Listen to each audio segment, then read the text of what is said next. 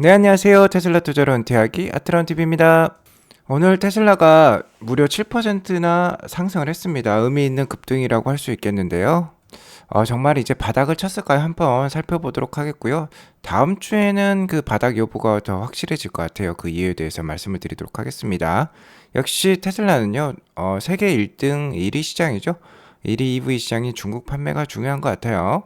자, 오늘 3대 지수 현황 간략히 살펴보고 가도록 하겠습니다. 3대 지수 혼조세로 마감했다라고 볼 수 있겠는데요. 두드러진 모습은 다우존스가 1.14% 빠진 반면에 나스닥은 0.14% 그래도 상승으로 마감을 했다는 거예요.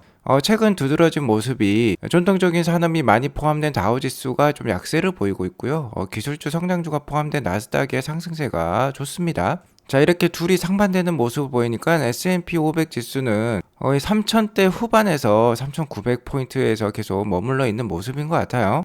유가는 70에서 80불대 사이를 보여주고 있고, 안정적인 모습이라고 볼 수 있겠죠. 지금, 북반구에 혹독한 추위가 찾아왔음에도 불구하고, 그렇게 유가가 심하게 올라가는 모습은 아닙니다. 유가가 어느 정도 안정된 모습에서 국채금리 역시 어느 정도 3.5%대에서 안정된 모습을 보이고 있기 때문에 나스닥이 잘 반등하고 있는 것으로 판단이 들고요. 자, 어제는 휴장이었죠. 미국 증시 마틴 루터 킹 날을 맞이해서 휴장이었고 연휴 뒤에 오늘 첫 거래일이었는데 계속해서 4분기 실적 발표가 되고 있어요. 저번 주부터 실적을 발표한 기업들은 대부분 은행주들이라고 볼 수 있겠는데요. 계속해서 은행들마다 상반된 실적을 발표하고 있습니다. 오늘은 이제 골드만삭스랑 모건 스탠리가 실적 발표했는데 골드만삭스는 예상치를 밑도는 순이익을 발표했고 모건 스탠리는 예상치를 웃도는 실적을 발표했어요. 자, 전반적으로 S&P 500 지수에 상장된 기업들의 순이익이 전년 동기에 비교해서 2.3% 정도 감소했을 것으로 예상이 되면서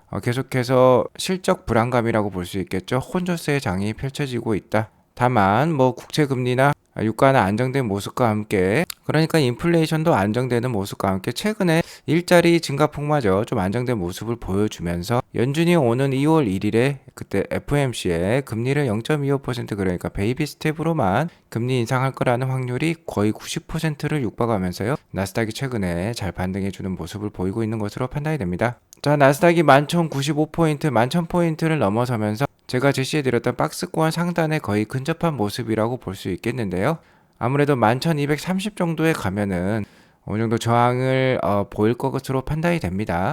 그리고 121선이 놓여있는 11,310선이 있는데요. 만약에 이 선을 강력하게 뚫어낼 수 있다면은 나스닥 역시 어느 정도 대세 상승의 모습을 갖췄다라고도 볼 수 있을 것 같아요. 지난 11월달, 12월달에 이렇게 두세 차례나 121선 돌파 시도를 했지만 다 불발로 끝났는데 자, 이번에 돌파를 하게 되면 뭔가 이제 반등이지 않겠느냐라고도 생각해 볼 수 있을 것 같습니다. 자, 그리고 다우존스 지수가 약할 때 나스닥이 강세를 보였던 이유로는요.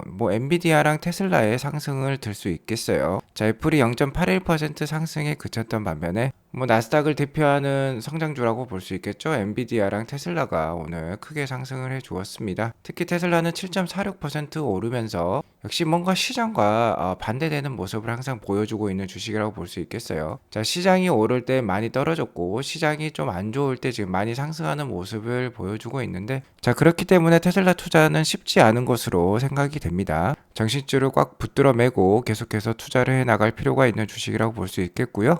테슬라는 경기에 민감한 경기 소비재이면서 자동차 주식이기도 하고 금리에 민감한 성장주이기 때문에 연준의 금리 인상에 따라서 큰 영향을 받는 것 같아요. 계속해서 일론 머스크 역시 연준의 금리 인상은 미친 정책이다라면서 강력하게 비판을 하고 있죠. 지금 이미 경기 침체가 상당 부분 이어진 상황에서 금리를 낮출지언정 계속 오르는 거는 옳지 않다라고도 얘기를 하고 있는데요. 그래도 올해는 계속해서 어느 정도 올해 하반기까지는 금리를 인상할 연준이라고 볼 수 있겠는데 다만 그 금리 인상폭이 상당폭 줄어드는 모습이 나오고 있습니다. 자, 2월 1일에 올해 첫 번째 FOMC 회의가 있는데 25bp 즉 0.25%포인트 금리 인상, 베이비 스텝의 금리 인상 확률이 95%에 육박을 하고 있습니다. 최근에 계속 낮아지는 미국 CPI 지수, 물가와 함께 어느 정도 연착륙이 기대가 되면서 경기의 연착륙이 기대가 되면서 금리 인상 폭이 그 속도가 상당히 완화되는 모습이 느껴지고 있습니다. 계속해서 제가 트래킹을 해드리도록 하겠고요. 오늘의 테슬라의 주가 상승 7% 넘는 주가 급등을 보면요. 최근에 차량 가격 인하가 시장에 좋은 인식을 주고 있는 것으로 판단이 됩니다. 시장 참여자들이 차량 가격 인하에 대해서 오히려 좋게 생각하고 있는 것 같다라고 결론적으로 말씀을 드릴 수 있을 것 같아요. 중국, 미국, 독일 할 것 없이 차량 가격을 글로벌 차량 가격을 인하한 테슬라인데요. 특히 미국의 인하 폭이 컸었죠. 자, 하지만 가장 중요한 시장은 역시 중국이라고 볼 수 있겠습니다. 중국이 지금 글로벌 EV 시장, 전기차 시장 1위라고 볼 수 있겠는데요. 지난 1월 6일에 중국 시장에서 마이너스 6%, 마이너스 13%, 그러니까 6에서 13% 대폭 가격 인하를 단행을 했었어요. 그 전에도 어느 정도 시나브로 가격 인하를 단행하다가 1월 6일에 큰 폭으로 가격 인하를 단행한 테슬라였는데요.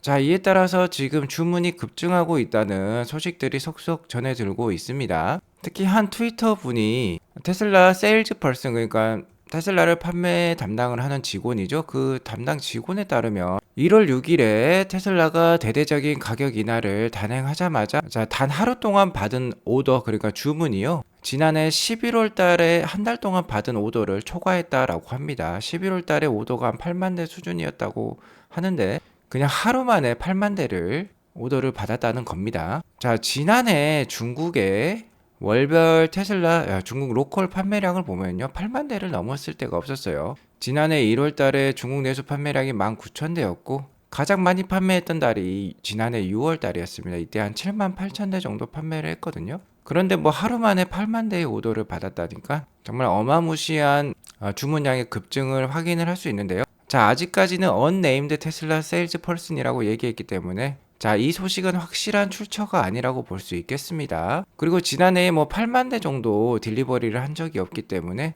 자, 이 상황은 우리가 앞으로 지켜봐야 될 것 같은데요. 실제로 지난주라고 할 수 있겠죠. 1월 6일에 중국에서 가격 인하를 단행한 다음에 지난주 1월 9일부터 15일까지의 실제 판매량을 보면요, 그러니까 보험 등록 대수로 우리가 파악을 할 수 있는데 중국의 테슬라 지난주 보험 등록 대수는 12,654대였어요. 그러니까 1일 8만 대 수준까지는 아니고 일단은 딜리버리 기준으로는 12,654대가 나왔습니다. 그러니까 한 트위터 분께서 8만 대랑 12,600대는 이렇게 차이가 크다라고, 그러니까 환상과 리얼리티, 실제는 차이가 있다라는 듯이 비판을 하고 있는데요. 자, 그래도 게리 블랙에 따르면 12,600대도 크다. 자, 그 이유는 그 전주에, 그러니까 1월 첫째 주에 판매량이 2,110대밖에 안 됐었습니다. 1월 2일부터 1월 8일까지 2,110대였으니까 여기서 12,654대로 늘었으니까 500%나 성장을 했다는 거예요. 그래서 의미가 있는 거고, 지난주 전체 NEV, 그러니까 친환경차 판매량이죠. 신에너지 판매량이 전주 대비 29% 증가에 그쳤는데 테슬라는 500%나 증가를 했다니까 정말 이러한 가격이나 효과가 두드러지게 나오고 있다라고 게리 블랙은 얘기를 하고 있습니다.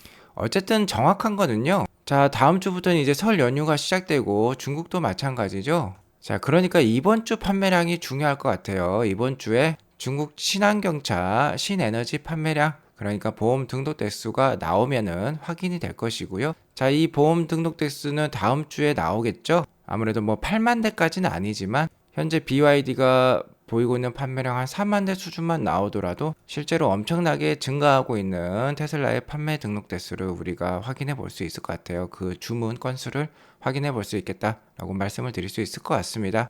어쨌든 오늘 테슬라 주가 상승이 큰 의미가 있다라고 볼 수 있겠어요. 자, 테슬라가 가격을 인하하자 다른 중국 로컬 업체들 역시, 경쟁자들 역시 가격 인하에 나설 수도 있겠다라고 얘기가 나오고 있는데요. 테슬라의 가격 인하는 시장에 좋은 의미로 받아들이면서 7.43% 오늘 상승을 했고요. 나머지 중국의 경쟁자들이라고 할 수 있는 샤오펑, 리오토, 니오, BYD 같은 경우는 큰 폭의 주가 하락이 있었습니다. 특히 샤오펑 같은 경우는 차량 가격 인하를 단행한다고 하는데요. 6.31%나 빠졌어요. 자, 안 그래도 전기차를 판매해서 수익을 보는 중국 업체는 BYD가 유일하다라고 저는 알고 있습니다.